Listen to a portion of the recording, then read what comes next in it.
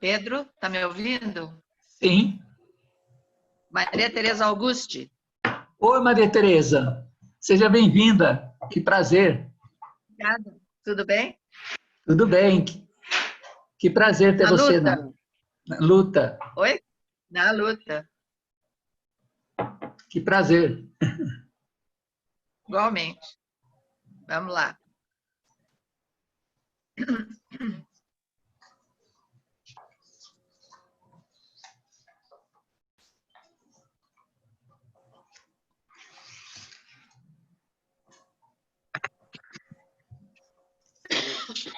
Via da início, não? Vamos lá? Eu estou com vocês. Na hora que vocês quiserem, a gente começa. Eu já comecei a gravar por causa do chat, porque senão as informações do chat a gente vai perdendo. Então vamos lá, só dar as boas-vindas a todos e a todas. Esse daqui é mais um diálogo Educação Popular e Cidadania, só para lembrar a todas e todos que esses diálogos acontecem a cada 2 semanas, né? Sempre às terças-feiras, nesse horário, e é uma iniciativa da Comissão de Organização do Encontro Internacional Educação Popular e Cidadania, Experiências e Desafios. A organização desse encontro se iniciou ainda no ano passado, reunindo grupos acadêmicos, educadores populares, sindicatos, movimentos sociais, grupos de direitos humanos, e o encontro estava previsto para acontecer em julho, na penúltima semana de julho, de 20 a 24 de julho, mas com a pandemia ele foi suspenso e nós então resolvemos manter viva a nossa atividade, o nosso debate sobre educação popular, daí esses diálogos. Eu vou colocar já no chat também, para quem ainda não conhece, o site do nosso encontro, onde também vão encontrar uma aba chamada Diálogos, onde nós estamos começando a disponibilizar progressivamente as gravações dessas reuniões e dessas conversas quinzenais, também outros textos clássicos da área de educação popular e alguns textos sobre experiências recentes, ainda uma coisa em progress, em andamento. Mas estão todos convidados a visitar e a mandar sugestões de textos ou de vídeos que julguem relevante. Hoje a gente tem a alegria de receber nosso companheiro Pedro Pontual, que é também da Comissão de Organização do nosso Encontro Internacional.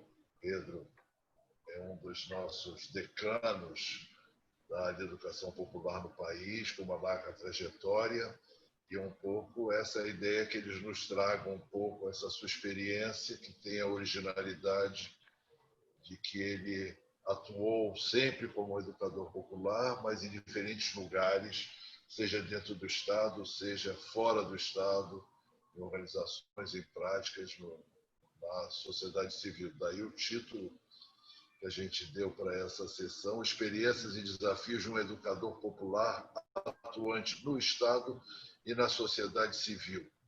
Então, com a palavra Pedro, a ideia é que ele faça uma primeira apresentação de até 25 minutos, 30 minutos, e depois a gente possa abrir a nossa conversa, o nosso diálogo da perspectiva de educar educando, aprender ensinando e ensinando aprendendo. Então vamos lá, Pedro, com você a palavra. Carlos, me desculpe, mas eu tinha me planejado por 45 minutos. Eu tinha entendido que esse era meu tempo. Então vamos lá, Pedro. Não vamos negociar sobre isso. 45 minutos. Vai lá. Tá bom. Luanda que vai controlar você, não sou eu. Tá bom. Bem, boa tarde a todos e todas. Obrigado, Carlos. Obrigado, Luanda, aí pelo apoio também na preparação dessa apresentação. Boa tarde a todos e todas que estão nessa sala. Eu queria começar dizendo que o título dessa exposição foi muito bem ponderado pelo Carlos, né? Em comum acordo comigo, mas eu confesso que, originalmente, eu tinha pensado um outro título para essa exposição, que era o seguinte, que era Experiências de Trânsito de um Educador Popular da Sociedade Civil para o Estado, Reflexões e Desafios. E aceitei a ponderação do Carlos, que talvez isso colocado como um título pudesse gerar interpretações muito distintas e que era melhor colocar o título da maneira como ele propôs. Mas quero começar explicando por que eu tinha pensado em colocar o título originalmente desta maneira. Porque eu me considero um educador popular que tem origem e identidade de sociedade civil, né? E que aceitou, ao longo da minha trajetória, né, o desafio, né, de enfrentar, em diversos momentos, a tarefa de implementar, né, práticas e implementar a educação popular, né, a partir do Estado. E o fiz porque acredito que a educação popular, como nós vimos aqui na apresentação do Oscar Hara, no nosso último diálogo, é uma concepção educativa, né, que baseada em princípios ético, políticos e pedagógicos de uma educação transformadora, que se aplica tanto a espaços informais, não formais, formais, espaços institucionalizados ou não, portanto, tanto no âmbito da sociedade civil quanto do Estado. Então, eu aceitei esses desafios que se colocaram ao longo da minha trajetória com absoluta tranquilidade e convicção, mas sempre com a ideia de que a minha identidade era de uma pessoa de sociedade, era de uma pessoa que voltaria à sociedade civil. Depois, quem sabe, na conversa, a gente pode falar um pouco mais sobre isso. Do ponto de vista histórico, essa discussão ela teve, no final dos anos 70, diferentes concepções teórico e políticas, né, entre os praticantes da educação popular, né? Para aqueles que vinham, digamos, de uma tradição de um marxismo mais estruturalista, ou que vinham de um viés mais leninista da esquerda, né, o Estado era visto como um aparelho da burguesia, né, e, portanto, a escola era um mecanismo de mera reprodução ideológica dos seus interesses. Portanto, era muito difícil imaginar a educação popular operando nesses espaços. Era impossível. Para outros, como nós, que abraçávamos, né, uma visão mais ampliada do Estado, uma visão mais gramsciana de análise da realidade e de prática política, enxergávamos o Estado como um espaço de disputa de interesses contraditórios, um espaço de disputa ideológica, assim como a escola, e, portanto, espaços que eram, sim, passíveis do exercício da prática da educação popular. Essa discussão, ela também acabou sendo, essas diferentes visões, elas acabaram também sendo alimentadas, né, no campo da educação, por uma obra que circulou muito naquele período, do Ivan Illich, chamado Sociedade Sem Escolas, onde o Ivan Illich fazia uma crítica tão radical às escolas que ele propunha, né, uma sociedade sem escolas. E isso alimentou um pouco, né, também esse debate. Bem, portanto, já no final dos anos 70, início dos anos 80, se conformam, né, diferentes concepções a respeito de onde se deveria pôr a ênfase das práticas em educação popular, né? Em que espaços deveriam pôr a ênfase das práticas em educação popular. E, de alguma maneira, essas concepções, essas visões, né, ainda estão presentes, né, com nuances, com modificações, mas estão presentes até hoje. E eu acho que vale a pena, inclusive, a gente voltar lá atrás e pôr um pouco mais de luz sobre aquele debate. Ainda não se fez isso enquanto prática de pesquisa. No entanto, é preciso esclarecer que, para Paulo Freire, nas suas concepções de educação libertadora e de uma pedagogia democrática, né, ele nunca fez distinção, né, a respeito dos espaços onde essa pedagogia, dessa concepção educativa poderia operar, né? O que Paulo Freire fez, sim, foi de extrema importância, foi alargar o conceito do educativo para além da escola, né? Dizer, olha, existe educação para além da escola, né?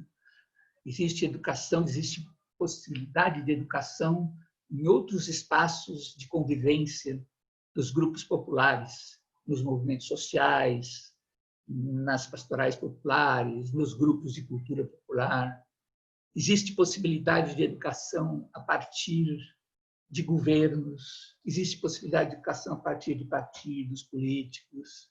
Ou seja, Paulo Freire largou o âmbito educativo, mas sem nunca fazer ou abrir mão da escola enquanto espaço educativo e sem nunca fazer nenhum tipo de contradição ou oposição entre essas práticas.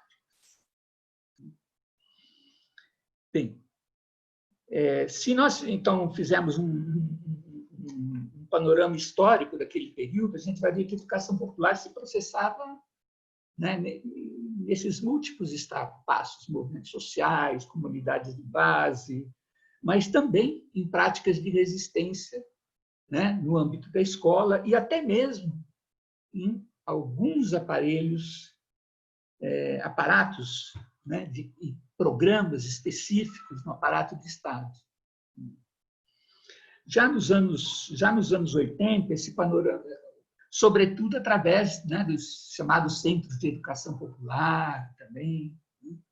Já nos anos 80, isso muda um pouco de figura quando a emergência dos movimentos sociais, a sua maior nível de articulação, faz com que eles mesmos assumam instâncias de formação. É o caso da emergência da CUT, que começa a criar suas escolas sindicais, da Central de Movimentos Populares, a criação do Partido dos Trabalhadores, né? E também, né, a emergência dos governos locais, né? Criam novos espaços, né, de exercício da educação, de exercício da educação popular. E é nesse contexto, né, que em 1986 se cria o Instituto Cajamar, que foi um espaço de formação de lideranças, de dirigentes sindicais, populares, políticos, de extrema importância, né? Criado por um conjunto de dirigentes, né, sindicais, populares, políticos, intelectuais, orgânicos, presidido pelo professor Paulo Freire, com uma prática bastante atuante. Ali conviveram, né, diferentes tradições e concepções da esquerda brasileira, né? E ali se processou também, né, um debate sobre diferentes concepções metodológicas da educação popular. Sobretudo um debate acerca do que seria a concepção metodológica dialética da educação popular. Naquele momento, né, concepção metodológica dialética, né, proposta, né, a partir, né, do grupo Alforja, né, uma rede de centros da América Latina, coordenada por Oscar Hara, Carlos Núñez, né, muito inspirada nas ideias de Paulo Freire, e que estiveram presentes no próprio Instituto Cajamar, debatendo essa concepção, e se processaram debates muito importantes ali, com a presença sempre muito paciente de Paulo Freire, né? E com uma discussão bastante, às vezes, acalorada sobretudo as articulações entre teoria e prática, onde Paulo Freire sempre afirmou, né, que para uma praxis pedagógica, libertadora, sempre a prática social é o ponto de partida e o ponto de chegada. Quem quiser conhecer um pouquinho mais esses debates, Anita Freire, no seu livro Pedagogia do Compromisso, lá nos anexos, publicou, né, excertos desses debates que se operaram naquele período lá no Instituto Cajamar, com a participação do professor Paulo Freire. Bem, lá no Instituto, né, a gente começa, né, a vislumbrar a possibilidade, né, do PT conquistar vários governos locais, né, e, finalmente, o PT ganha a Prefeitura de São Paulo e Paulo Freire é indicado secretário municipal de educação da cidade de São Paulo. Vale a pena aqui dizer que esses debates que eu me referi anteriormente, de alguma maneira, estiveram presentes numa discussão de círculos próximos a Paulo Freire sobre se ele deveria ou não aceitar a indicação para ser secretário municipal de educação de São Paulo, né? E depois de ouvir bastante, Paulo Freire deu a palavra final a partir de um princípio ético muito claro e político, dizendo: olha, nós lutamos a vida inteira para chegar até aqui. E agora que chegamos, eu não posso me recusar a assumir esta tarefa. E assim aceitou ser secretário municipal de Educação de São Paulo, né? E lançou uma plataforma política e pedagógica para o conjunto da rede municipal de São Paulo, que incorporava claramente a educação popular como princípio norteador da política educacional. A plataforma tinha o título Concepção por uma educação pública, popular e democrática na cidade de São Paulo. Bem, da experiência na Secretaria Municipal de Educação de São Paulo, eu queria destacar 2 elementos para a gente discutir. Um foi a construção do MOVA, né? Movimento de Alfabetização de Jovens e Adultos da cidade de São Paulo, a qual eu estive mais vinculado diretamente, e foi o motivo do convite para eu ir compor a equipe do professor Paulo Freire. O MOVA, né, foi um grande desafio, pois a sua construção, né, desde o princípio, foi discutida como a necessidade de criar, né, um projeto novo para um contexto novo, né? Ou seja, Paulo Freire foi muito enfático, né, nas primeiras discussões sobre o MOVA, de que não se tratava, em hipótese alguma, de fazer o que ele tinha feito no contexto pré-64, né, quando ele dirigiu a campanha nacional de alfabetização no governo João Goulart, porque o contexto era absolutamente distinto. Por outro lado, nós não vivíamos o contexto revolucionário das experiências de campanhas de alfabetização, como foi o caso das campanhas de Cuba e de Nicarágua, ainda que pudéssemos, claro que, absorver algumas das lições daquelas experiências, mas eram conjunturas também bastante diferentes. E terceiro, porque a ideia de campanha para os educadores brasileiros tinha uma memória recente extremamente negativa, e por causa do viés assistencialista e autoritário assumido pelo Mobral. Dessa discussão resultou a ideia de que trataria de criar, portanto, um movimento de alfabetização de jovens e adultos. Um movimento que deveria, de um lado, resgatar a experiência de movimentos sociais, de centros de educação popular, que já trabalhavam com educação de jovens e adultos durante todos os anos 70, que tinham uma experiência nisso, mas que, ao mesmo tempo que resgatasse essas experiências, deveria dar a elas a dimensão e a qualidade de uma política pública. E aí entrava a função da equipe da secretaria em diálogo, né, com os movimentos sociais. Portanto, se tratava de construir uma parceria entre movimentos sociais e poder público. Por que movimento? Justamente porque se tinha a ideia de que era um movimento que dava início ao processo de alfabetização, que tem que ter continuidade numa pós-alfabetização, e que teria que ter continuidade numa luta dos jovens e adultos pelo seu direito à escolarização completa.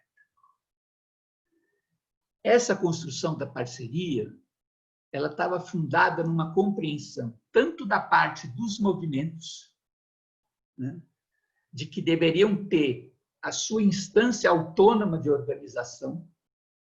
Então, os movimentos, durante todo o período de construção do MOVA, tinham um seu fórum próprio de reunião, de articulação, independente da secretaria, que era o Fórum dos Movimentos de Alfabetização, assim como havia um fórum de interlocução com a secretaria, que era o Fórum MOVA. E tinha a compreensão também nossa da secretaria de que era preciso garantir essa autonomia dos movimentos sociais. Bem, dessa compreensão, eu acho que, e desse processo de construção da parceria, né, resultam muitos aprendizados importantes, tanto para os atores dos movimentos sociais, quanto para os atores do Estado que se envolveram nessa relação. E esse foi o objeto da minha dissertação de mestrado, justamente sobre os desafios político-pedagógicos da construção de uma relação de parceria nesse processo, né, que está lá na biblioteca da PUC. Depois eu vou ver um jeito de disponibilizar isso nessa biblioteca que nós estamos construindo aqui no site do encontro. Mas eu queria destacar, né, dois saldos importantes dessa experiência. Primeiro, o MOVA São Paulo se tornou um paradigma para uma série de outras experiências que enriqueceram e recriaram o MOVA São Paulo para melhor, como foi o caso, por exemplo, do MOVA Rio Grande do Sul, como foi o caso do MOVA Diadema, né, e de tantas outras experiências que acabaram até se constituindo uma espécie de MOVA Brasil.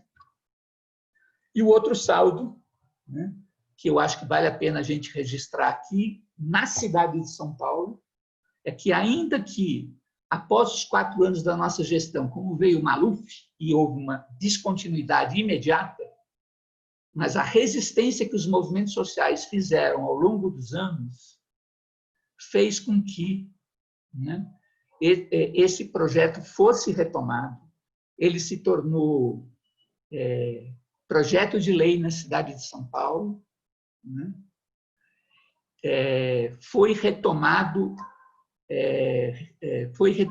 como projeto de modalidade de ação, e no ano passado eu participei de uma comemoração de 30 anos do MOVA, na atual gestão da cidade de São Paulo, né? Com grande participação dos movimentos sociais, uma tarde inteira discutindo Paulo Freire. Portanto, isso é uma questão para a gente discutir, né? Quer dizer, é um programa, uma política que, com continuidades e descontinuidades, por perseverança e tenacidade dos movimentos sociais, né? E por se conseguir se tornar lei, se tornar política, consegue resistir durante esses anos todos. Bem, o segundo elemento que eu queria destacar da experiência de São Paulo é a discussão sobre a questão da gestão democrática, né? Paulo Freire faz toda uma reflexão, né, dessas experiências, analisando a importância do diálogo e do conflito no processo de construção democrática, né? E fala da necessidade de uma pedagogia democrática, né, para transformar as relações e as formas de exercício do poder, né? Para Paulo Freire, né, o diálogo e o conflito são fatores constitutivos de um processo de construção democrática. No seu livro A Sombra desta Mangueira, ele afirma, abre aspas, um dos papéis de lideranças democráticas é precisamente superar esquemas autoritários e propiciar tomadas de decisão de natureza dialógica. Na sua passagem pela Secretaria de Educação, na gestão Luiz Erundina, ele enfrentando situações cotidianas, né, de conflitos na implementação da sua proposta educativa, ele sempre se referiu, né, ao fato de que isso era natural dos processos de implementação de gestão democrática e que se tratava de buscar pedagogicizar tais conflitos. E o que era pedagogicizar tais conflitos?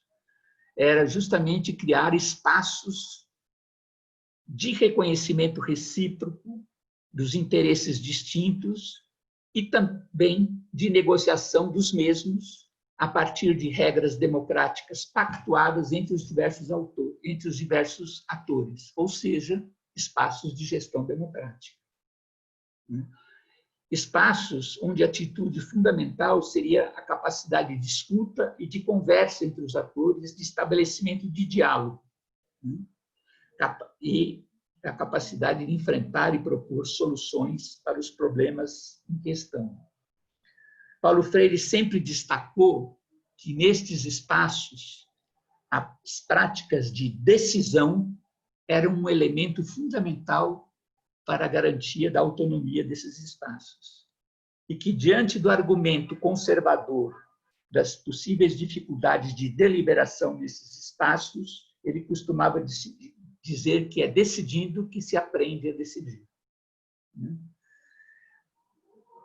Também nessa discussão lembrava da necessidade da coerência ética entre o discurso e a prática, e a importância que ele atribuía à função pedagógica de um governo radicalmente democrático. E aqui uma nova citação, ele dizia: tudo deve ser visível, tudo deve ser explicado. O caráter pedagógico do ato de governar, sua missão formadora exemplar, que demanda por isso mesmo dos governantes seriedade irrecusável. Não há governo que persista verdadeiro, legitimado, digno de fé, se seu discurso não é confirmado por sua prática, se apadrinha e favorece amigos, se bem duro apenas com os oposicionistas e suave e ameno com os correligionários.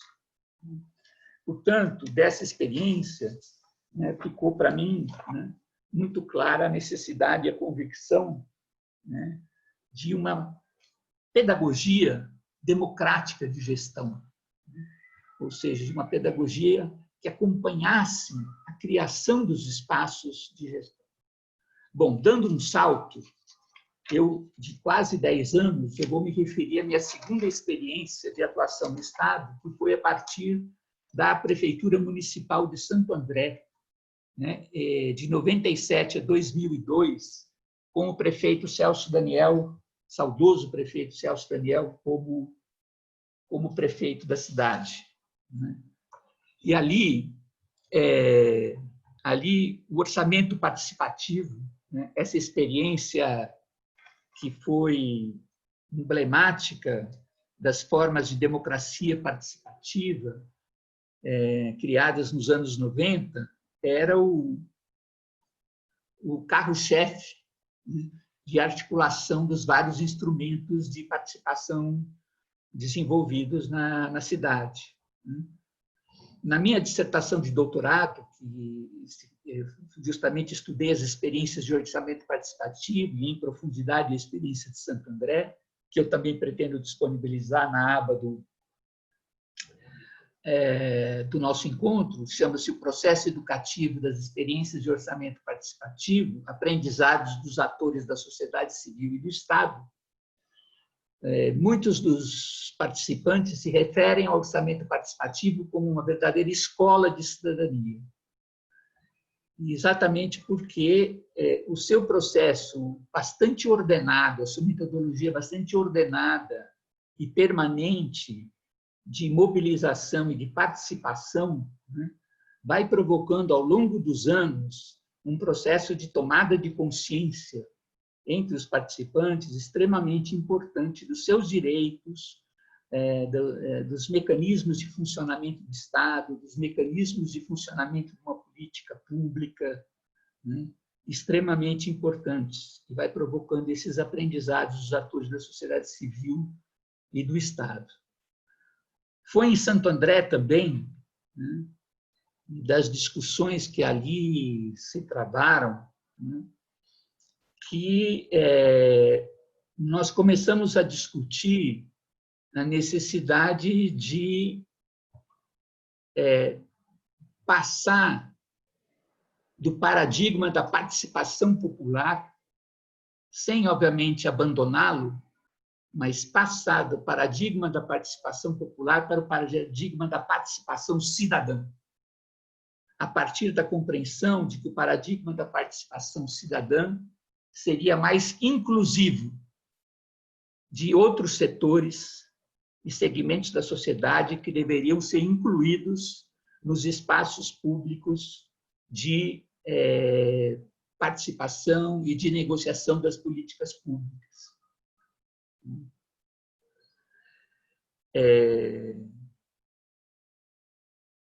Em Santo André também,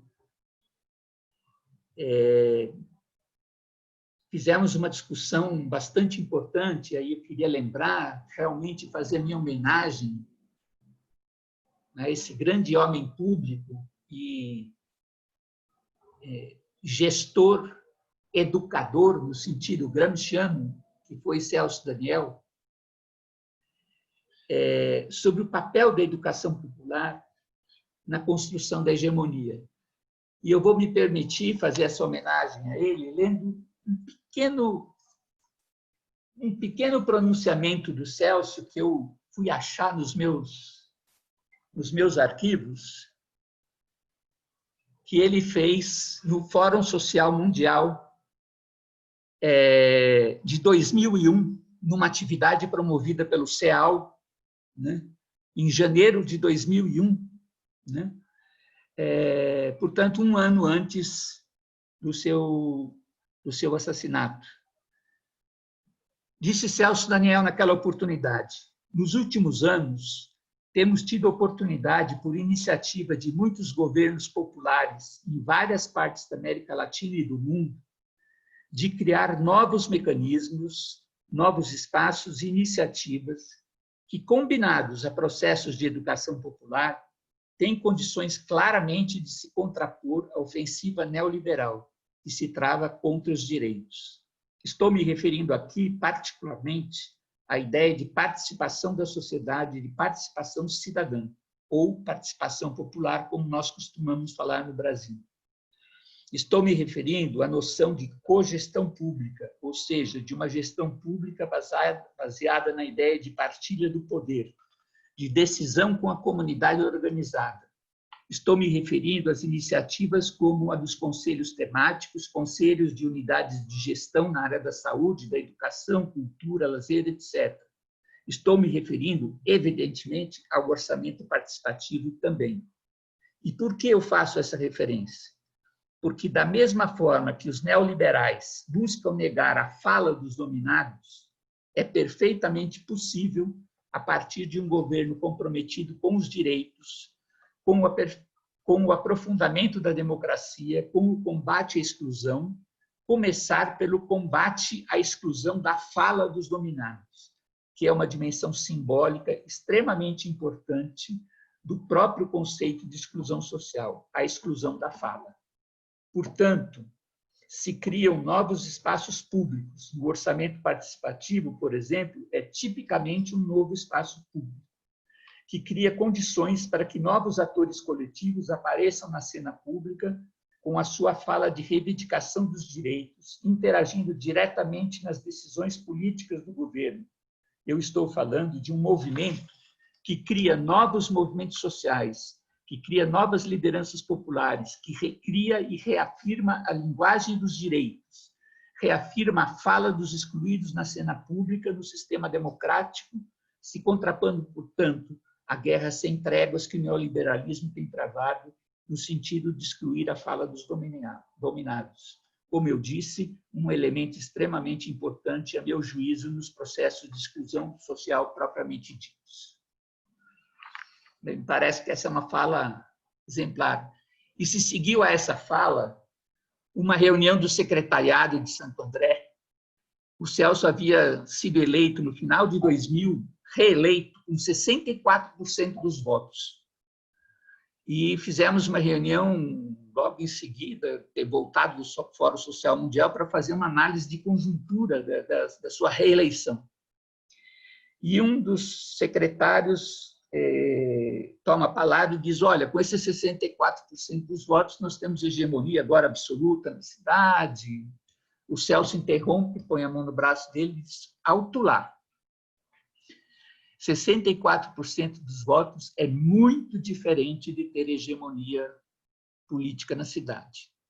E aí faz uma fala de praticamente 1 hora, explicando o quão longe nós estávamos de ter hegemonia política do nosso projeto na cidade. E foi nesse momento que ele encomendou particularmente a mim que coordenasse, né, um projeto de educação popular junto a todas as secretarias do governo, né, para que a gente pudesse intensificar na gestão que se seguiria o trabalho de educação popular na cidade, né. Lamentavelmente, os acontecimentos que se seguiram dificultaram muito o desenvolvimento desse projeto. Bem, por fim, foi lá em Santo André o meu encontro com Boal, né? E o meu encontro com a possibilidade do trabalho com o teatro do oprimido, né, como uma possibilidade de linguagem expressiva para os processos de participação popular.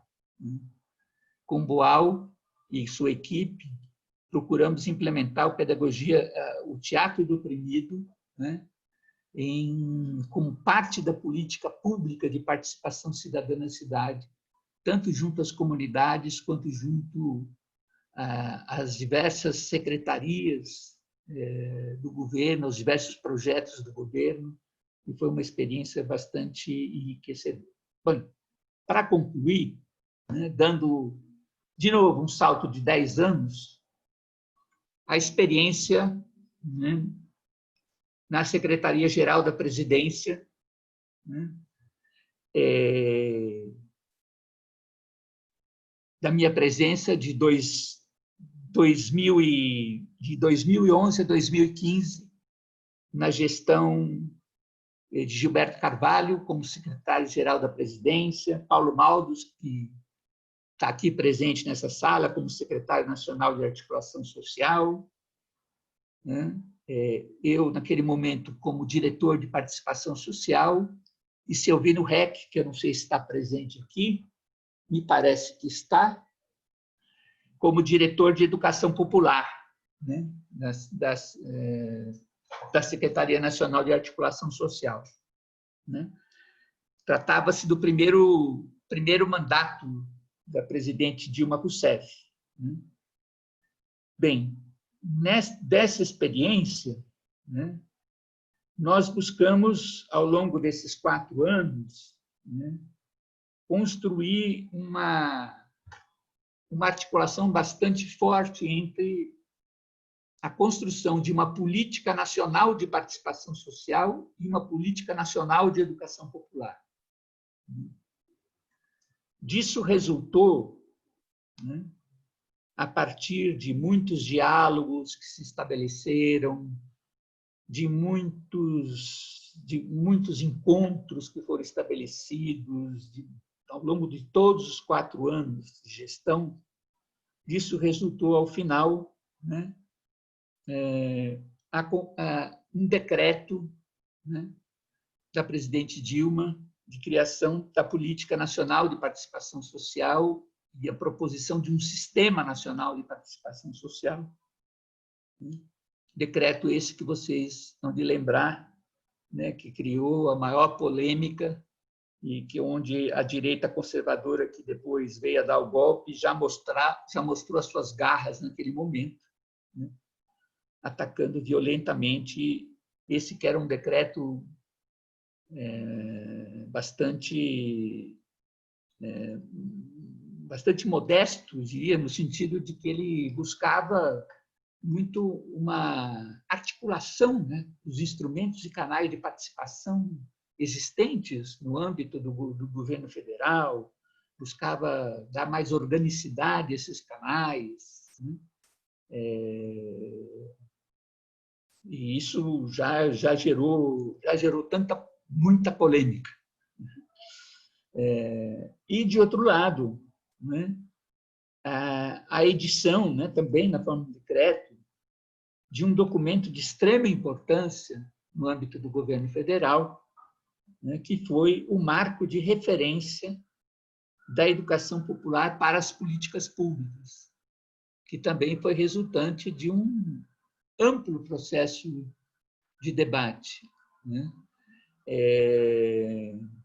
Esse marco de referência talvez, né, seja assim o documento mais expressivo, né, de reconhecimento da educação popular, né, como referência, né, para a orientação de políticas públicas, né?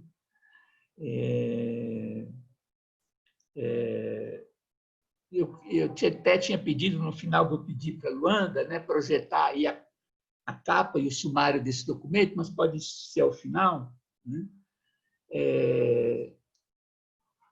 Dessa experiência, né, dessas 2 experiências, é bom lembrar que tem antecedentes, né? A questão da construção desse marco de referência remonta, né, a todo um trabalho que se iniciou no governo Lula, né, com a rede de educação cidadã, criada lá no início do governo Lula pelo Frei Beto, quando vai para o governo, cria o Taller, né, no programa de Fome Zero, depois e o Frei Beto deixa o governo, né, Silvino Reck assume a coordenação dessa rede, né, e nesse período 2011 2014 é que, de todo esse trabalho da Rede Cidadã, procura estabelecer um diálogo com muitos outros setores da sociedade brasileira, né? Lideranças de movimentos sociais, intelectuais que estavam nas universidades e outros setores do governo, muitos setores do governo que já faziam trabalhos orientados pelas políticas de educação popular. Foi feito, inclusive, um mapeamento dos processos, das práticas educativas no governo, né, que trabalhavam na perspectiva de educação popular, para se construir esse marco de referência, né? E no caso da Política Nacional de Participação Social e do Sistema Nacional também, né? Políticas que se iniciaram desde o início do governo Lula, né? Eu concluiria dizendo que dessa experiência, né, no âmbito do governo federal, eu diria o seguinte, que apesar de todos os esforços, né, que foram feitos, né, todos os esforços que foram feitos, tanto na linha da participação social, quanto na linha da educação popular, né, nem a participação social, nem a educação popular se tornaram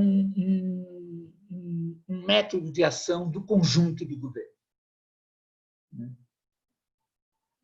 E, por outro lado, isso fez com que a gente, eu creio que tivesse sido muito tímido como governo, no sentido de travar, né, a disputa de hegemonia, né, na sociedade brasileira.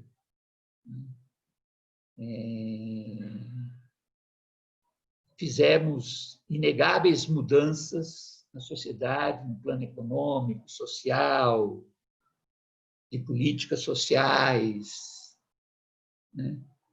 Mas a disputa de hegemonia, né, nós deixamos bastante a desejar, né? E acho que estamos colhendo as consequências disso, né? De lá para cá, voltei a ser um educador popular. Voltei a ser um educador popular de onde vim, né? Em função do golpe, educador popular no âmbito da sociedade civil, né?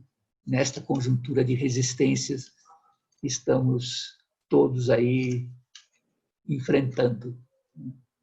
Eu acho que já estourei meus 45 minutos. Não, falta 5, Pedro. Falta 5? Opa, então beleza. Então, eu diria o seguinte, hoje... Então, hoje, né, eu tenho... Como que eu me situo, né? Meus espaços de atuação hoje, né? Eu tenho um espaço de atuação que é meu pé no território, que eu considero extremamente importante como educador popular, né? Meu pé no território se faz através do CEDEP, que é um Centro de Direitos Humanos e Educação Popular da região do Campo Limpo, aqui na cidade de São Paulo, coordenado pela Mariana Pascoal, que eu acredito que esteja na sala, se não é que não saiu, porque ela tinha uma reunião às 5 horas, né?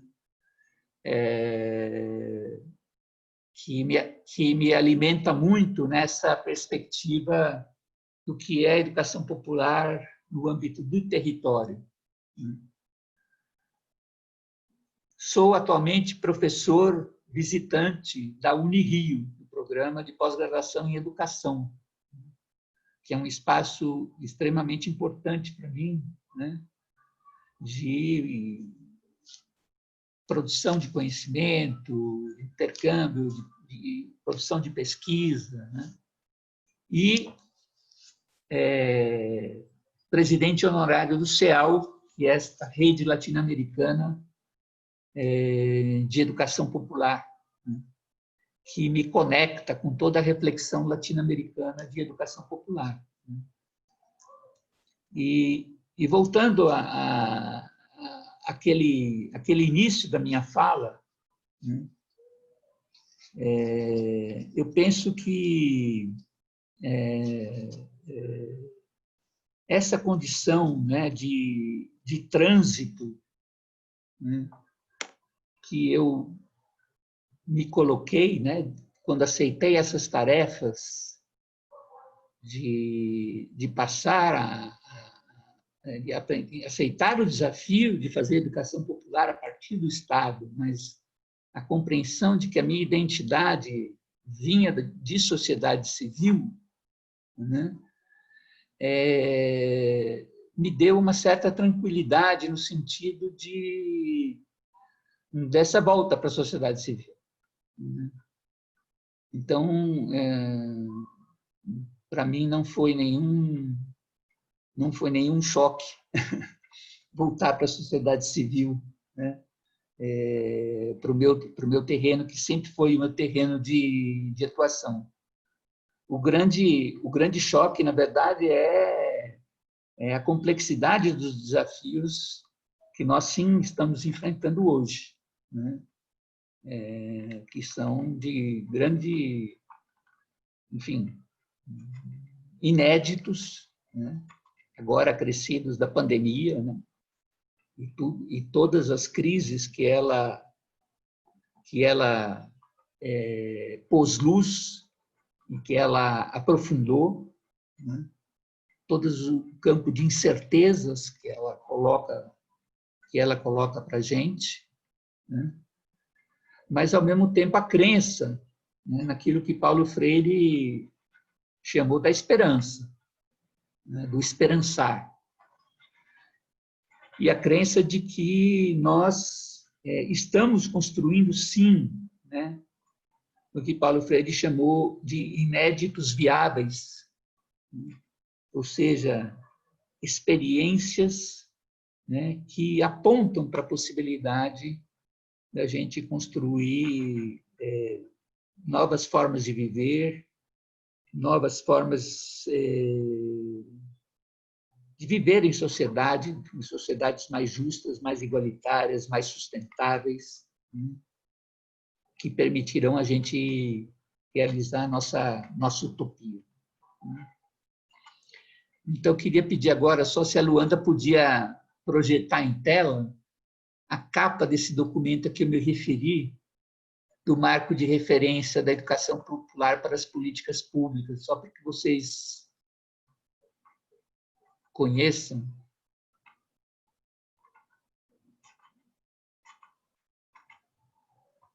Vocês podem buscar isso no Google, né? É de fácil acesso. Tá dando para ver? A gente pode também compartilhar depois, no final a gente compartilha na lista de e-mails com todos.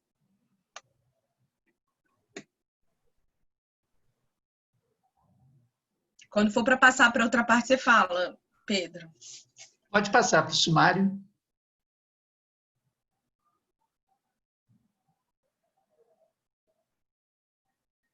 Nelson, pode ir para o sumário direto. Aqui vocês vão ver no sumário, né? O sumário tem toda uma parte de... Se você puder dar um zoom aí. Então, no sumário a gente tem, né, uma seção de apresentação, introdução. Depois a gente tem aqui os processos, né, que contribuíram para a elaboração deste marco de referência, o contexto de elaboração, os objetivos do marco de referência, as bases históricas da educação popular no Brasil, as bases epistemológicas da educação popular, pode baixar um pouquinho, os princípios e diretrizes para as ações de educação popular nas políticas públicas, né? E o percurso metodológico de uma prática de educação popular, e os campos e práticas de educação popular. Então, acho que esse documento é um documento assim, bastante importante de sistematização das possibilidades de atuação da educação popular no campo das políticas públicas, porque ele foi fruto de um processo bastante coletivo de produção nesse período em que a gente esteve na Secretaria-Geral. É isso, gente. Agora vamos conversar. Obrigado. Tá certo. A gente já tem algumas inscrições, o pessoal pode se inscrever aqui no chat, mas a gente tem um comentário do Selvino, eu não sei se ele quer que eu leia ou se ele prefere ele mesmo. Não, pede para ele falar. O Selvino está aqui na sala. Como ele está com a câmera fechada agora, eu vou esperar ele abrir e a gente passa a fala para ele. Agora eu vou passar para a Liana, que tinha se inscrito. Liana, você pode abrir o seu microfone e a sua câmera, que aí você vai poder falar. Boa tarde, companheiros e companheiras. Boa tarde, Luanda, Pedro e outras pessoas aqui conhecidas e as que a gente está conhecendo pela primeira vez. Pedro, é muita emoção te escutar. Passa, né, um filme, aliás, vários filmes na cabeça da gente de diversos momentos, né, em que foi possível compartilhar contigo e com outras pessoas essa andarilhagem aí que tu tão bem recupera, né, tanto do ponto de vista da prática, da paixão de desenvolver todas essas tarefas, mas também do ponto de vista da teoria, né, o quanto é possível atualizar o pensamento de Paulo Freire desde o contexto e a realidade que estamos vivenciando.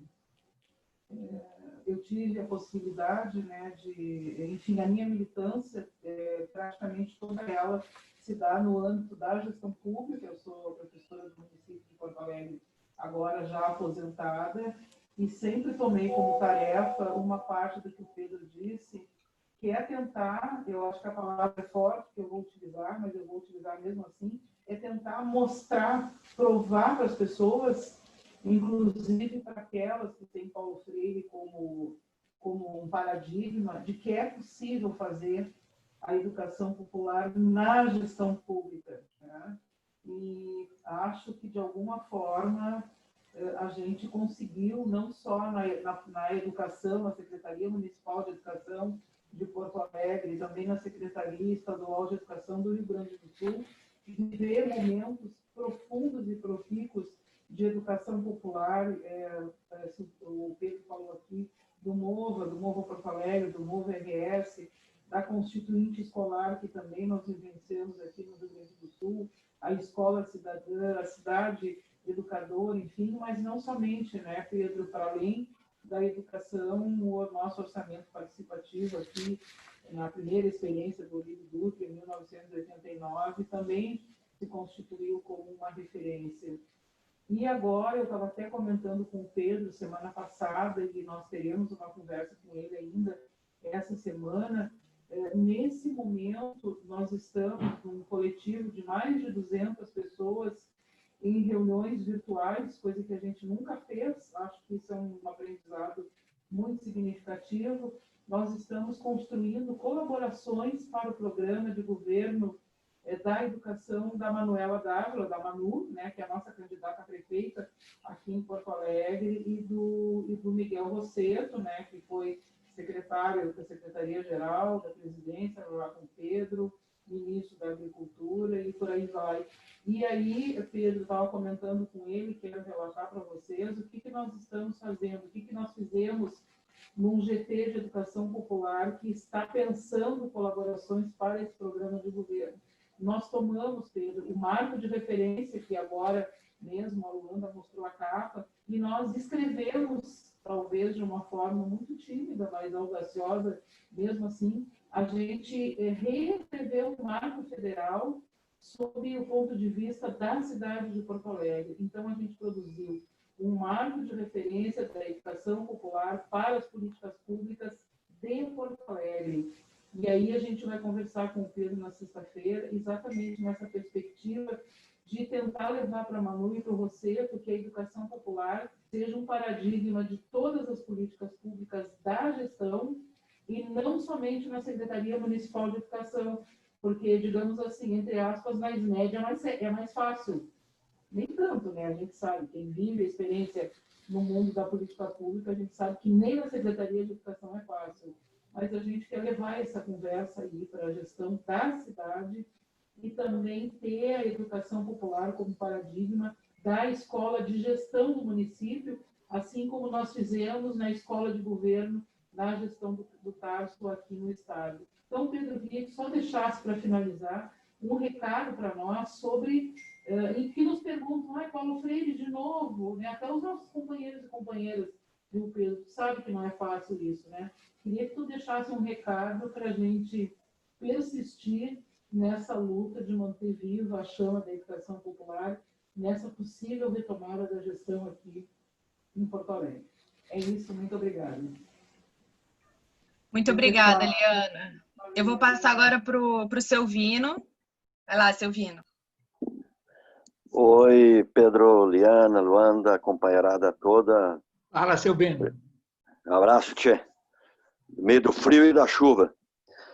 Eu não pude te escutar inteiramente, Pedro, integralmente, porque nós tínhamos aqui uma plenária de mobilização social de centrais sindicais, movimentos sociais, partidos políticos muito ampla, preparatória às grandes atividades que vai ter na sexta e no sábado, em nível nacional.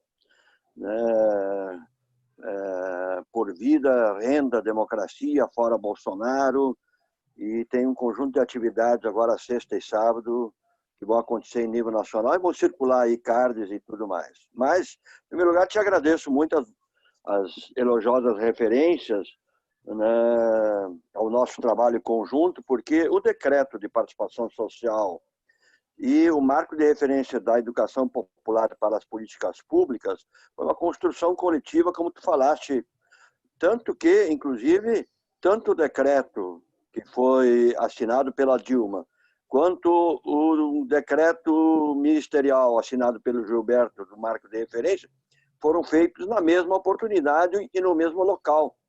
Sim. Praticamente um depois do outro, um dia depois do outro, algo assim. Tal era a sintonia entre nós todos, com o ministro Gilberto Carvalho, e nós construímos isso conjunta e coletivamente. Segundo, eu escrevi no comentário aí, há pouco, enquanto estavas falando ainda, né? Retrospectivamente, eu olhando para trás, eu já penso isso há algum tempo, tanto o decreto de participação social quanto o marco de referência, eles são resultado de um processo anterior, governos Lula e Dilma, né? Portanto, eles não foram ali naquela hora, eram práticas já constituídas, né, no governo federal. E, para mim, quando a direita, o Congresso, né, e a direita em geral, viram esses dois decretos saindo ao mesmo tempo, já no final de governo, indo para a presidenta Dilma indo para a reeleição, isso foi em maio de 2014, logo em seguida ia ter eleição e ela foi reeleita, eles se deram conta do que estava acontecendo e do que poderia acontecer num segundo governo Dilma. E começaram ali as manobras já, tanto que o decreto de participação social, como tu referiste, ele chegou no Congresso ineditamente. Nunca tinha acontecido isso. Ele foi barrado no Congresso Nacional. Aliás, está barrado, que eu saiba, até hoje lá. Nunca foi votado nem a favor nem contra, mas foi simplesmente segurado e não se pôde implementá-lo.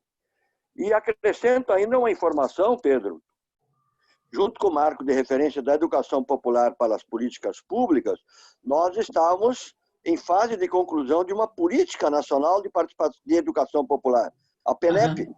Nós chegamos a fazer, estava pronto, tudo pronto. Nós chegamos a fazer, enquanto Secretaria-Geral da Presidência, reunião com o Ministério da Educação, com outros ministérios afins, e estava tudo certo. Isso foi aí, vamos dizer, junho, julho, por aí, e tal. E esse decreto, já pelas repercussões do decreto, em relação ao decreto de participação social, acabou não avançando mais a Política Nacional de Educação Popular, que, aliás, eu estava procurando, porque a Liana me pediu esses dias, eu estava procurando o texto final, não sei se tu tens, alguém tem.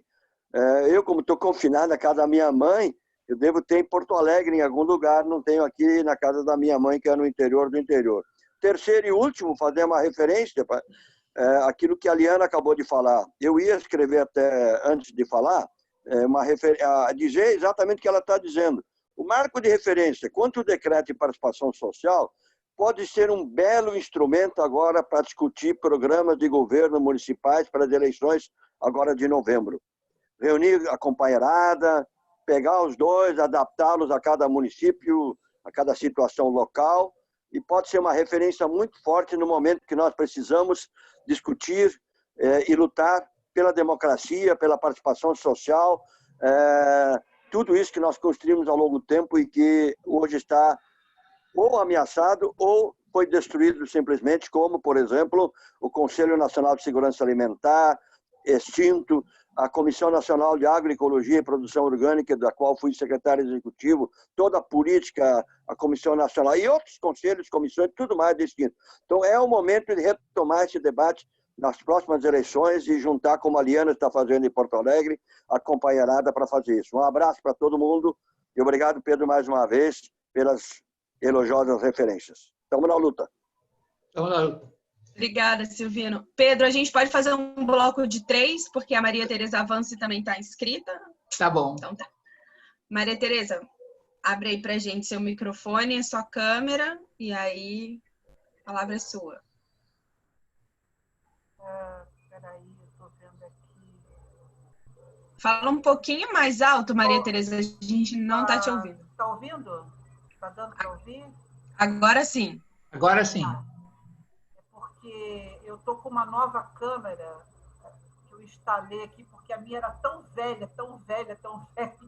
que aparecia uma coisa embaçada minha, mas o vídeo ainda não consigo. Mas se estão me ouvindo, ok.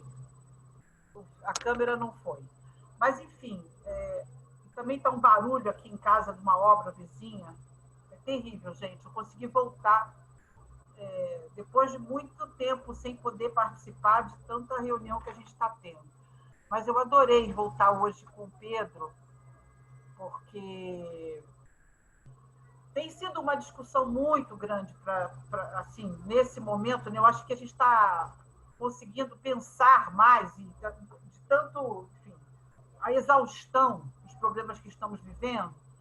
E em todo momento, em toda discussão, a gente bate com essa questão da participação popular, da gestão democrática, de como somos excluídos. E o Pedro faz esse retorno, né, daquilo que o MOVA promoveu e algumas iniciativas, né, nos nossos governos, né, de participação popular. E eu me lembro que uma questão foi uma das minhas grandes decepções no governo, quando a gente começou a discutir o orçamento participativo, né?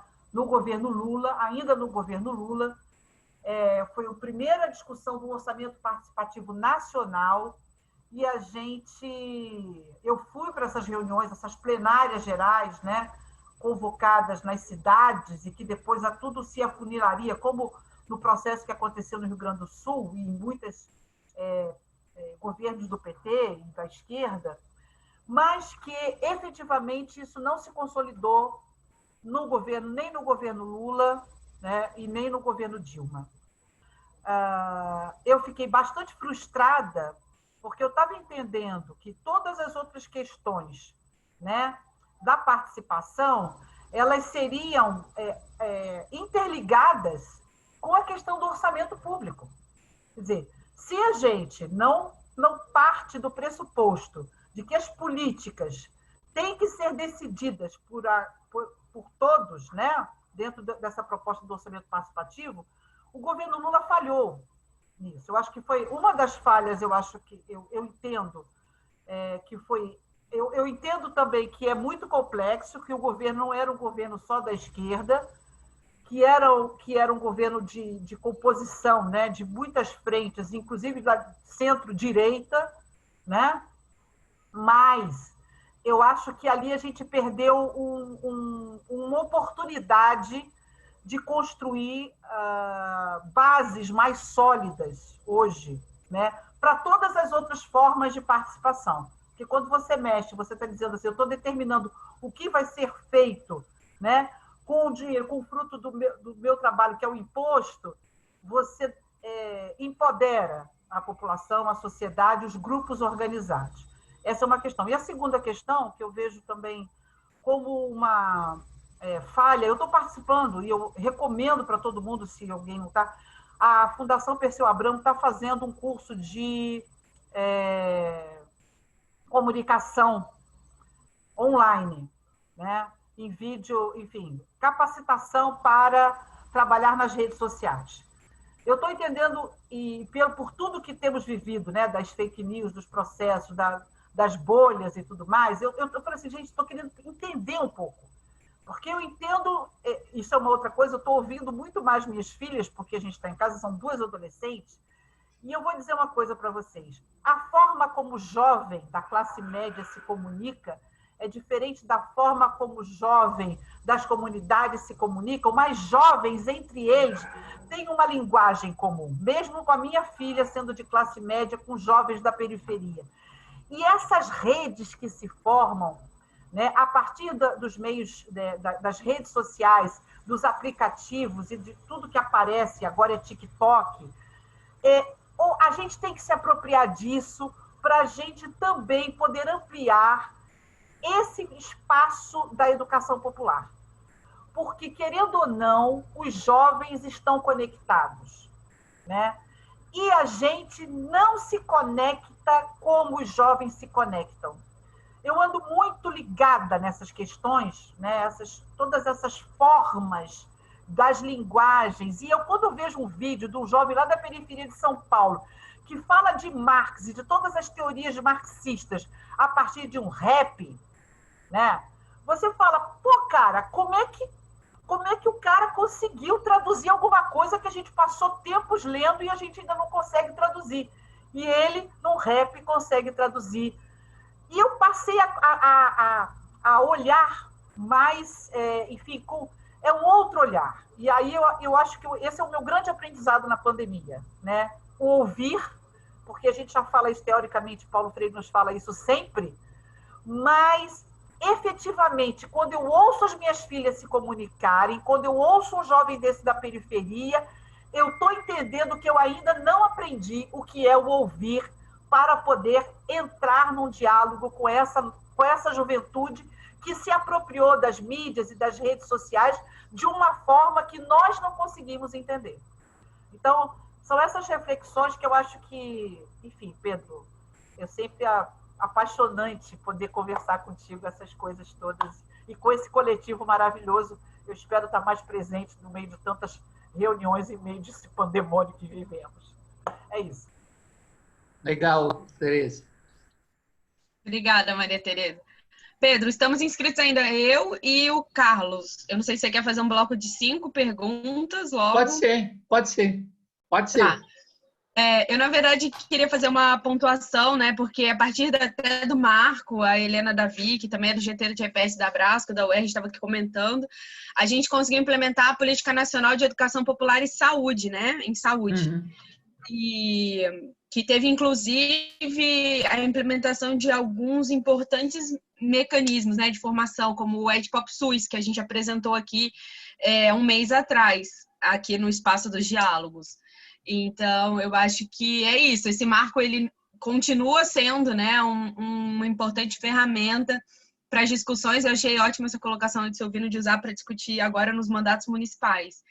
E aí, essa coisa da comunicação também, né? A gente, pelo GT da Abrasco, realizou um painel sobre educação popular, agora no contexto da pandemia, a partir dos territórios. Então, a gente pôde escutar algumas pessoas do alemão, foi bem diverso. A gente escutou profissional de saúde técnico, a gente conversou com o pessoal das lideranças indígenas, e eles pautaram muito essa questão da comunicação, né? De como a gente ainda tem uma comunicação, na verdade, muito excludente, assim, e quando é uma comunicação voltada para os territórios, é uma comunicação que infantiliza as pessoas. Especialmente quando é no âmbito da saúde, né? Que é o nosso caso de atuação mais específica. E isso é muito complicado, né? Tanto com jovens como com pessoas em situação de favela, em situação de rua. É sempre rola uma infantilização ou a informação ela chega de uma forma que é não palpável. Então, acho que isso é uma coisa que a gente, enquanto educador popular, precisa discutir muito, né? Como é que a gente torna tanto os teóricos, como a Maria Tereza falou, como a comunicação mesmo, sobre prática, sobre política. Com certeza o orçamento participativo foi uma grande iniciativa para discutir orçamento, né, de forma palpável. Então é isso.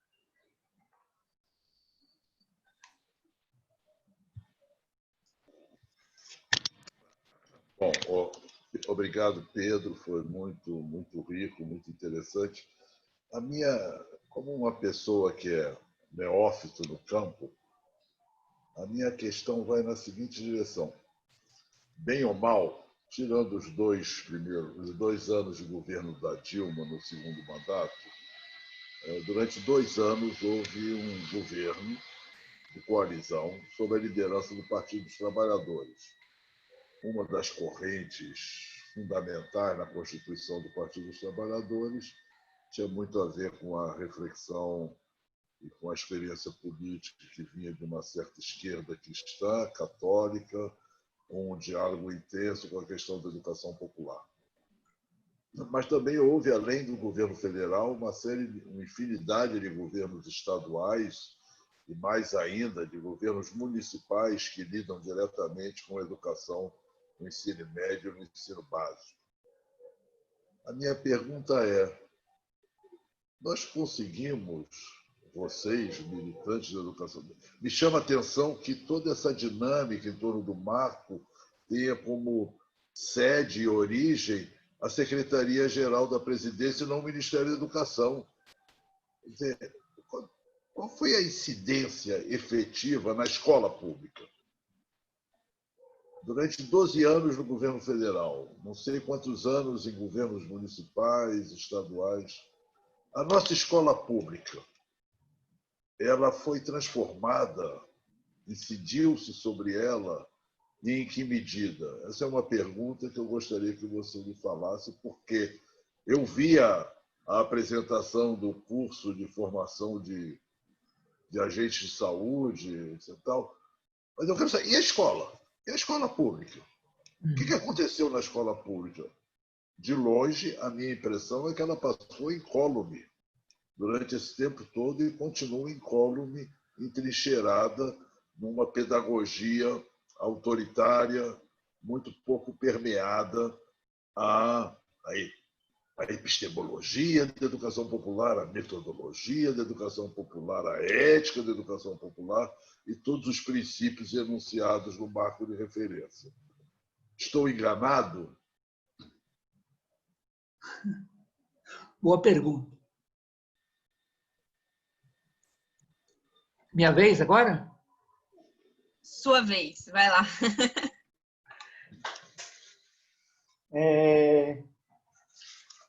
Espera aí, deixa eu pegar minha caneta. Bem, começando pela companheira Liana, né? Sim, Liana, eu acho que você e o Silvino, né, juntando um pouco as duas intervenções, trazem realmente uma questão muito importante, né? Quer dizer, de fato, tanto... Eu acho que essa questão hoje da educação popular, né, do marco da educação popular como possibilidade de orientar, né, programas de governos municipais é extremamente importante, né? Eu terminei a minha fala dizendo, né, que fazendo um balanço crítico, né, dizendo que ainda que a gente tenha construído esse marco de referência no âmbito do governo federal, o balanço crítico que eu fazia é que, enquanto prática, né, ela foi, digamos, do conjunto do governo, ela foi de baixa intensidade. Nós não disputamos hegemonia na sociedade enquanto conjunto de governo, né, ainda que houveram esforços muito significativos em algumas áreas, mas enquanto conjunto de governo, não, né? E eu estou convencido que, para a gente não repetir esse erro, né, para a gente não repetir esse erro, nos governos, né, progressistas, daqui para frente, doravante, portanto, agora de forma imediata nos governos municipais, é fundamental que a educação popular, né, seja entendida, né, como uma concepção orientadora de governo, né, como uma concepção orientadora da maneira de fazer políticas públicas, né, e como uma concepção orientadora de politizar a ação dos governos, né, como uma concepção orientadora de como o governo exercer a sua função política e pedagógica na sociedade. E, nesse sentido, você tem toda a razão, eu acho que ela tem que ser transversal à ação dos governos. Ela não pode virar uma caixinha dentro da Secretaria de Educação. Eu acho que ela tem que ser uma ação do conjunto do governo, assim como a participação social. E acho que as ideias que estavam contidas na Política Nacional de Participação Social, inclusive a ideia de um Sistema Nacional de Participação Social, elas são perfeitamente aplicáveis à realidade municipal. Aliás, elas foram geradas, essas ideias, em grande parte das experiências dos nossos governos locais. Eu, pessoalmente, comecei a pensar nessa ideia de sistema de participação a partir das experiências que eu tive nos governos locais, que eu vi a fragmentação dos canais de participação, a possibilidade de articulação disso na forma de um sistema. Então, eu acho que é perfeitamente possível, sim, e desejável que a gente faça isso, porque, em última instância, a reconstrução, do meu ponto de vista, depois desse tsunami, que começou lá por cima, com os decretos aí do pandemônio, extinguindo conselhos, destruindo a participação da sociedade em diversos outros conselhos, etc., nós vamos começar a reconstruir isso, temos que começar a reconstruir isso de baixo para cima.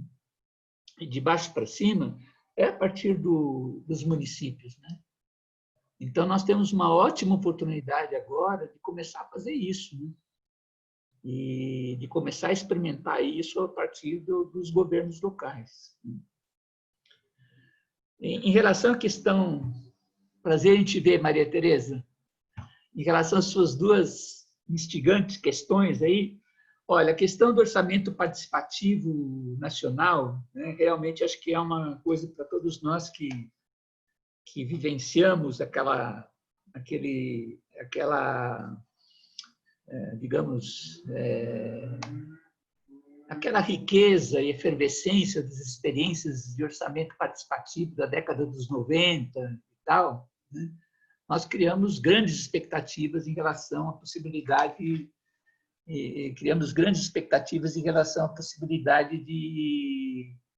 do orçamento participativo quando o Lula ganhou o governo no âmbito do governo federal. Agora, eu acho que ali houveram vários fatores. Primeiro, eu acho que teve uma limitação, obviamente, no âmbito do próprio governo,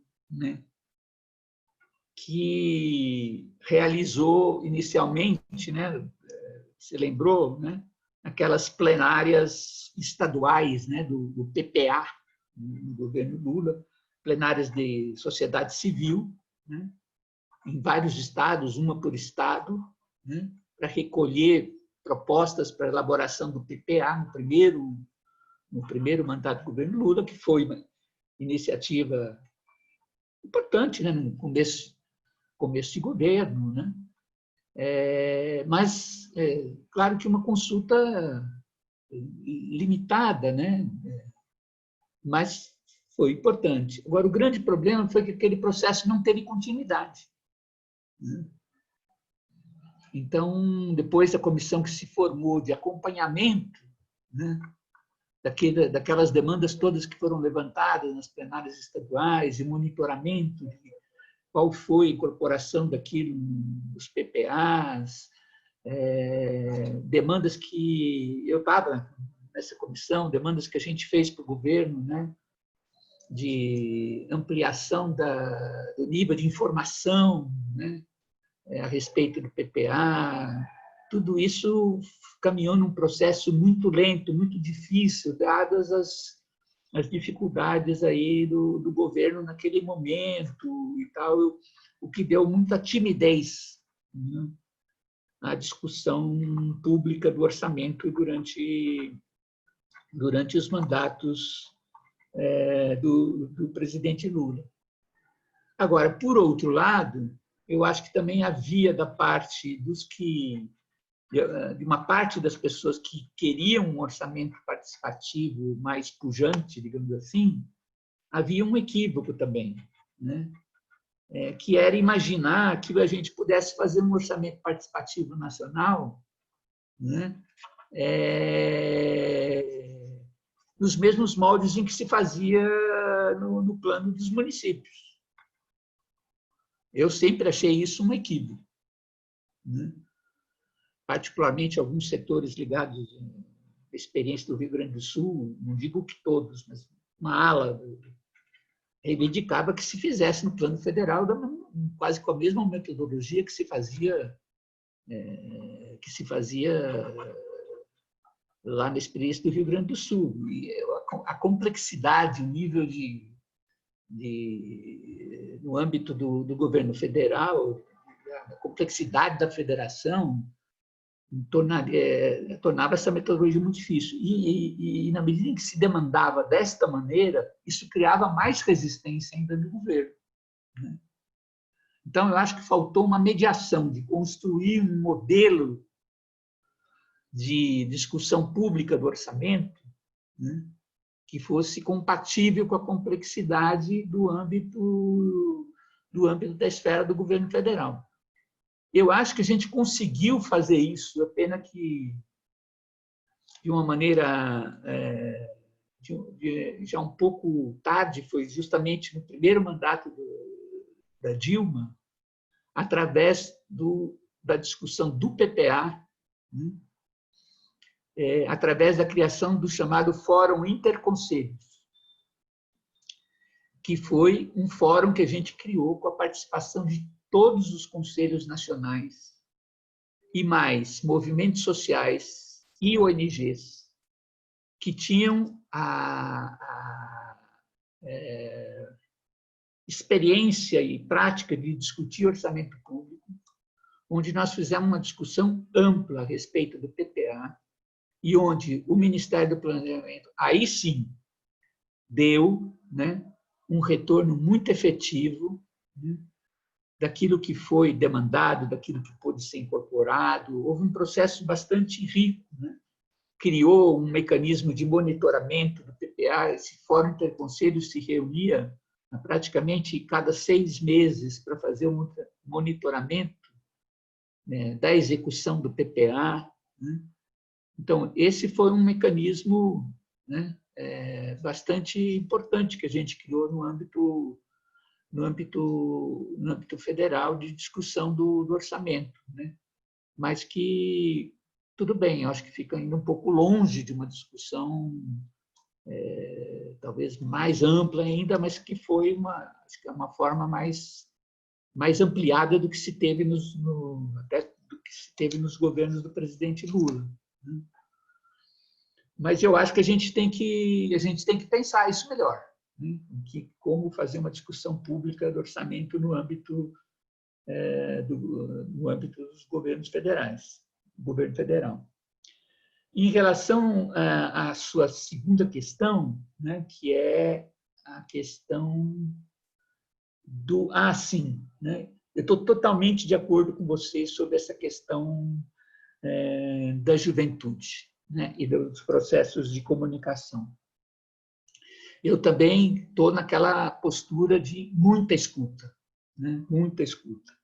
Eu acho que nós, como educadores populares, se quisermos e precisamos, né, dialogar com a juventude, nós temos que escutar muito. E, sem dúvida, são as expressões artísticas e culturais aquelas que são capazes de nos dar as melhores pistas, né, das novas linguagens a serem utilizados no trabalho de educação popular. Eu estou totalmente de acordo com você. É nessas expressões artísticas culturais que nós vamos encontrar as melhores referências de quais devem ser as novas linguagens a ser utilizadas no trabalho de educação popular.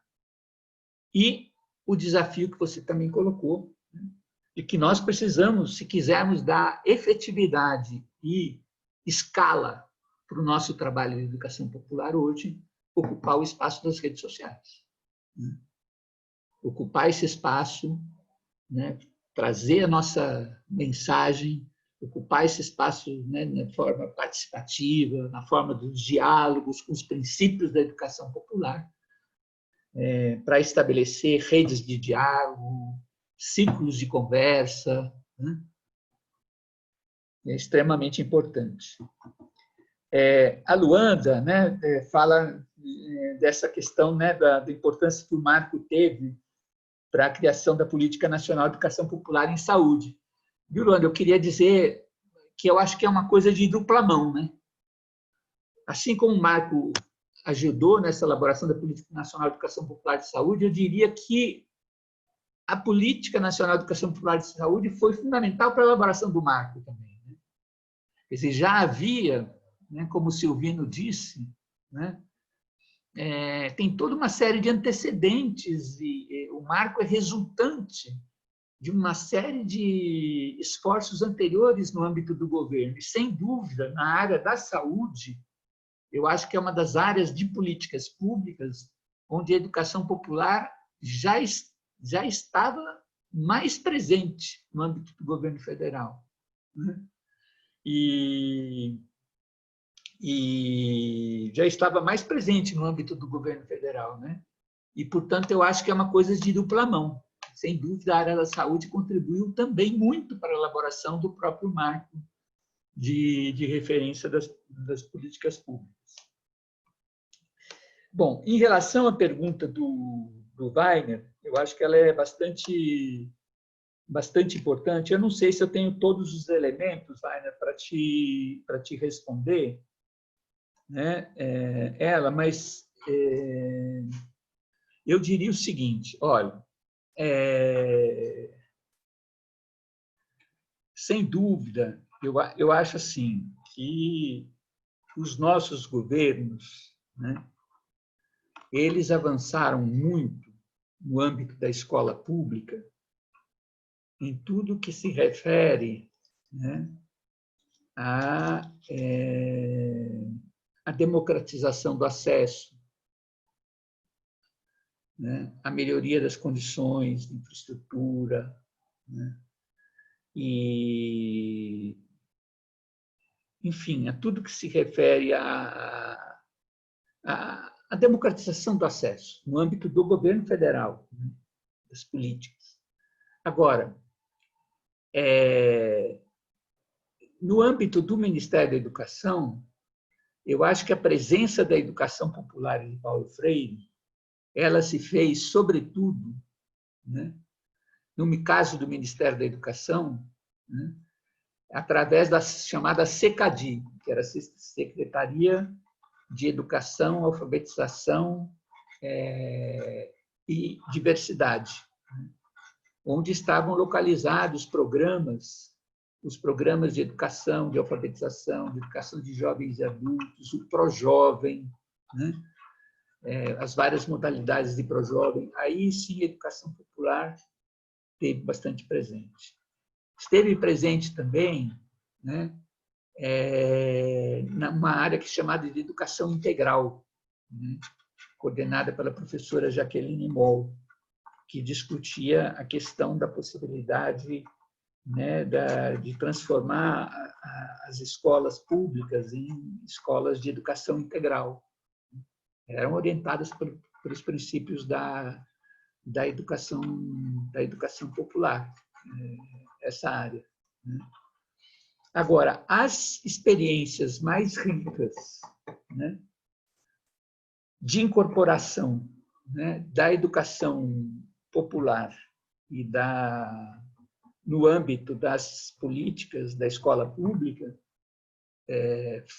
foram desenvolvidas por governos municipais e governos estaduais. Até porque a responsabilidade principal pelo ensino básico e pelo ensino médio são de responsabilidade de governos municipais e estaduais. Aí sim, a gente teve algumas experiências bastante significativas de presença da escola, de modificação, né?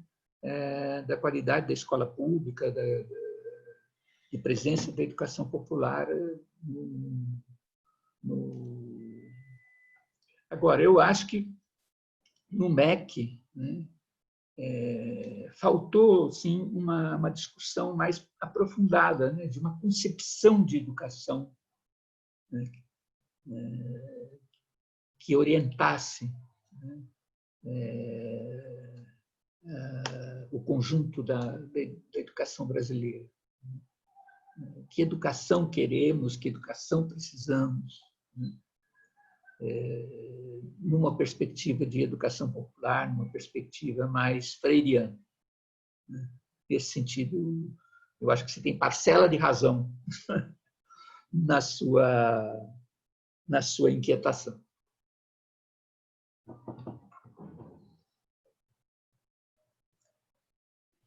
Bem, Pedro, a gente não tem mais inscrições, mas entrou aqui agora o Gilberto. Opa. Não sei se o Gilberto quer fazer uma saudação, e aí a gente encaminha, até porque a gente já passou um pouquinho da hora. Seja bem-vindo, Gilberto. Se você quiser, Gilberto, é só isso, abrir seu microfone. Eu só quero saudar cada um e a cada um de vocês, particularmente meu irmão Pedro Pontual. Tenho uma gratidão enorme pelo trabalho todo que o Pedro nos ajudou a construir.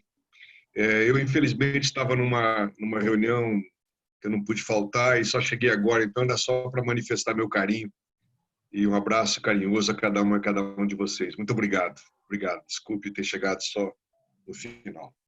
Obrigado, Gilberto. O vídeo dessa apresentação vai ficar disponível aí, depois você dá... Tá bom. Você assiste, Obrigado, porque você foi citado em vários momentos.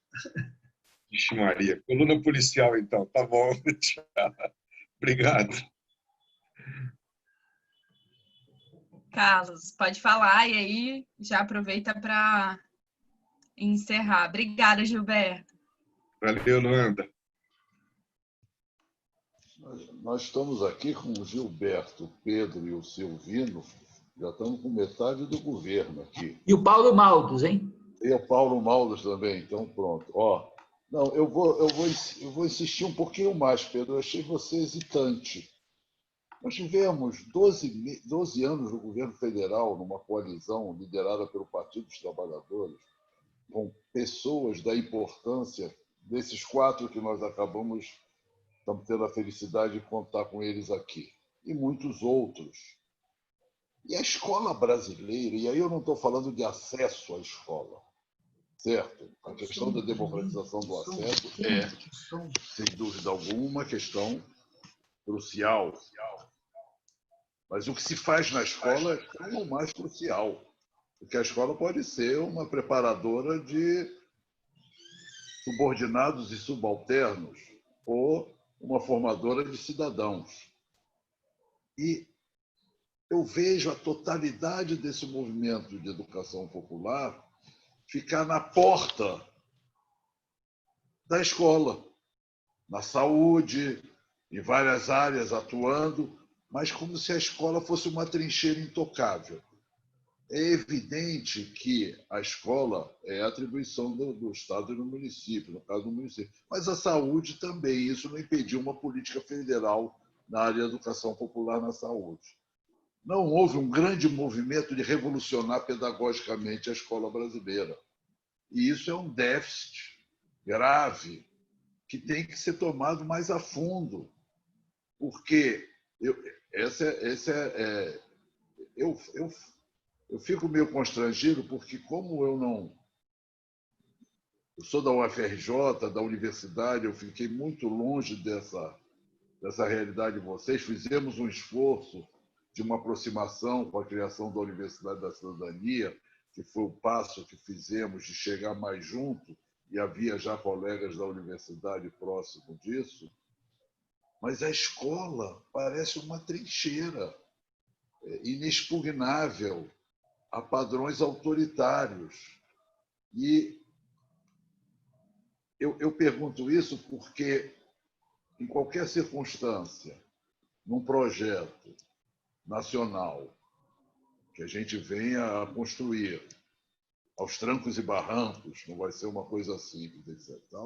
É evidente que o acesso à escola é fundamental, mas também a revolução pedagógica no interior da escola é fundamental. E eu gostaria de saber o que a gente traz dessa experiência de vocês, porque longe de qualquer um de nós imaginar que faltou compromisso a vocês lá. Mas eu, com toda franqueza, o Ministério da Educação, eu nunca vi, pode ser que eu me engane, que ele tivesse enfrentado isso na escola pública e na escola básica, onde está começando a se formar o cidadão. E acho que a gente tem que se qualificar para que isso não se repita. Mesmo a nível dos governos estaduais e municipais, pelo menos os que eu acompanhei, o esforço e o investimento sempre foi no acesso, na escola integral, isso que você falou, e tudo isso é muito relevante, não quero desqualificar.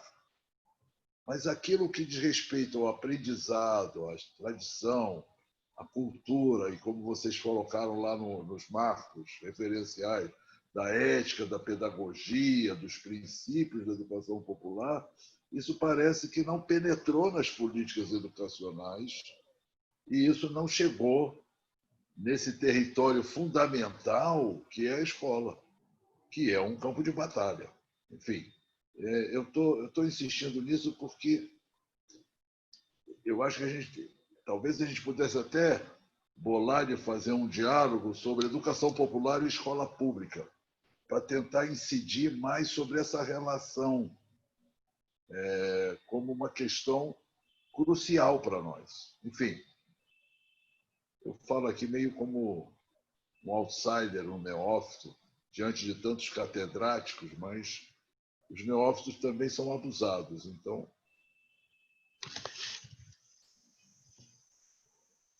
a Patrícia está pedindo a fala, como a gente não tem nenhum inscrito, vou passar para ela e aí a gente encerra. Depois eu gente, por causa do comento a fala do Wagner. Isso, e da Patrícia. Vai lá, Patrícia, pode abrir seu microfone. Oi, gente. Não sei se a minha câmera, não sei o que está rolando aí, eu acho que se desligou aí, mas tudo bem. Bom estar aqui, bom estar com o Pedro de novo, a gente está em várias empreitadas, né, Pedro, também. Isso. Bom ouvir também os colegas de Porto Alegre, né, eu sou gaúcha, estive na administração popular, etc, etc. Participei do governo e vi também algo que eu acho que tem que melhorar, vi também o próprio governo do PT desenvolver estratégias que não foram muito legais, do qual também se ficou frágil dentro da política da descentralização da cultura, por exemplo, que tinha uma perspectiva toda de abordagem da educação popular e que depois, com o tempo, isso vai se perdendo, né? Mas eu lembrei de que Porto Alegre teve uma experiência importante, mas que no fim se fragilizou mesmo na experiência da gestão popular, da administração popular, que foi a Escola Monte Cristo, se eu não me lembro, que foi a primeira construção da ideia da escola cidadã, né? Que era agora esqueci o nome do nosso secretário de Cultura, de Educação do Estado, meu Deus, trabalhei com ele, e que foi uma escola nova, né? Que se iniciou com a proposta, como era uma escola nova, todo o projeto da escola, né, pôde se construir numa abordagem que trouxe a questão da educação popular muito presente, né? Trazer os conhecimentos locais, a cultura local como conteúdos das atividades escolares, né? Então, assim, teve um início bem bacana, porque ela conseguiu, era uma escola nova no território, né? E aí ela conseguiu, durante muito tempo, criar esse projeto e desenvolver esse projeto. Mas, no fim, né, e depois nas outras gestões que não foram petistas, isso se fragilizou, e se fragilizou por uma descontinuidade não só da gestão, mas até da gestão do PT também em relação ao município, mas também da fragilidade, da descontinuidade da capacitação dos professores, de um fomento, de uma continuidade da manutenção daquele projeto, ou seja, foi muito rico, mas depois a própria escola, com toda aquela diversidade que tinha se constituído como currículo e tal, ela foi se fragilizando, se estruturando numa escola mais tradicional, né? Eu sei disso até porque eu participei depois com o Zé Clóvis, né? Era o Zé Clóvis.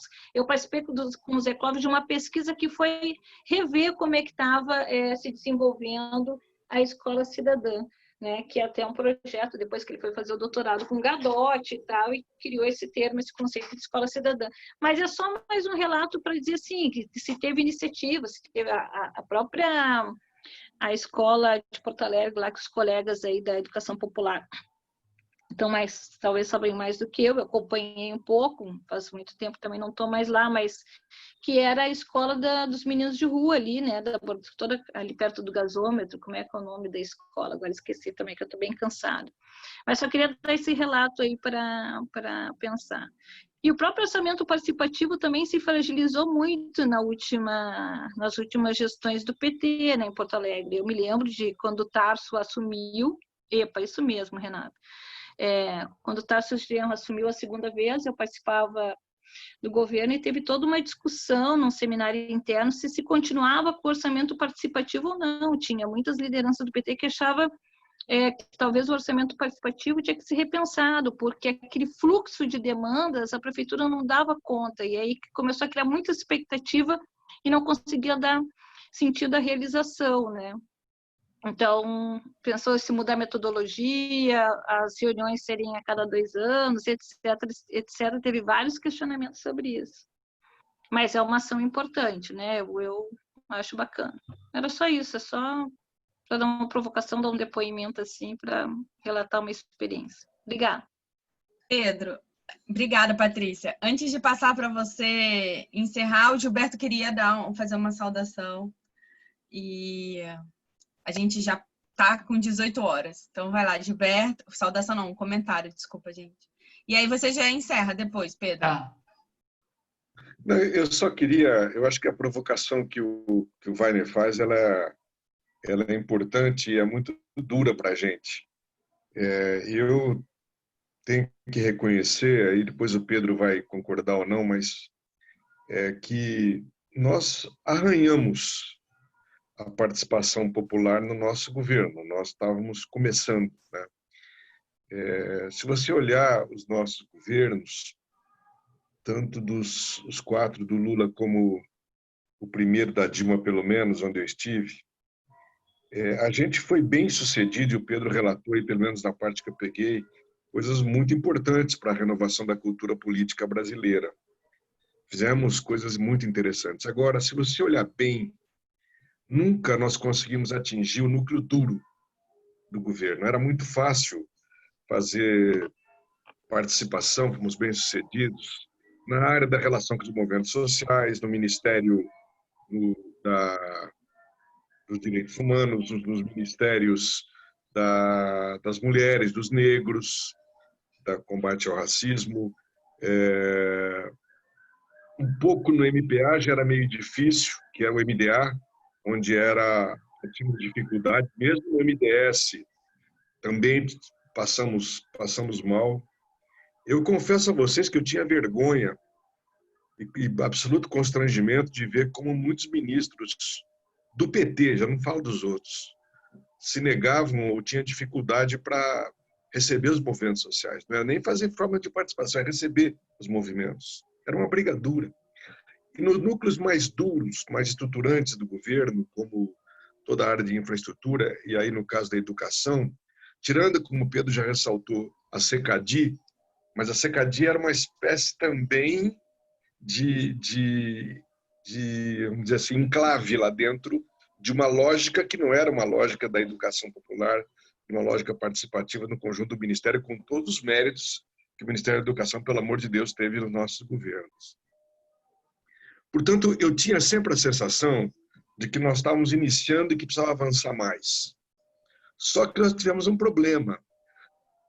Quando termina o governo do Lula, e aí você poderia aprofundar mais a participação, etc., vem dois fatores. Tem a crise econômica que nos bate duro, rompe uma porção de convivências que nós tínhamos, aí é outra conversa mais longa, e rompe também pelo estilo da Dilma. Pessoal, a Dilma não gostava de receber ninguém. Era uma guerra, eu tenho que falar isso.